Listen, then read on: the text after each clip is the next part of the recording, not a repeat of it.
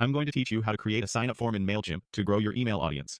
By the end, you'll have a clean, shareable form ready to capture new subscribers and start building your list with confidence. Start by logging into your Mailchimp account. Once you're in, look to the left sidebar and click Audience. This is your home base for managing contacts. Next, click Contacts to open your audience contact list.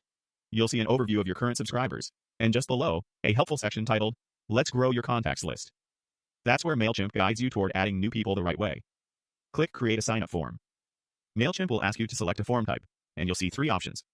The embedded form is perfect if you want the form to live directly on your website. You'll place a small code snippet on a page or in your site's footer. The sign-up landing page is a standalone page hosted by Mailchimp, great for quick campaigns, or if you don't have a website yet.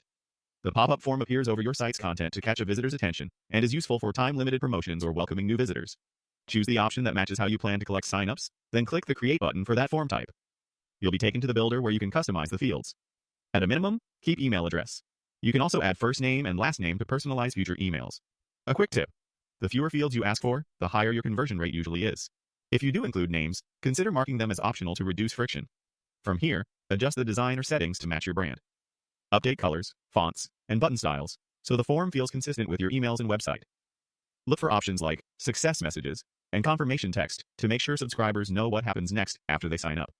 When you're happy with the setup, click Save or Publish to finish. Mailchimp will then provide either a shareable link or an embed code, depending on the form type you chose. Copy the link to share it in emails, social posts, or your bio. If you selected an embedded or pop-up form, copy the code and paste it into your site where you want it to appear, usually in a page body, sidebar, or site-wide footer. That's it. You've created a Mailchimp sign-up form, and you're ready to start growing your audience.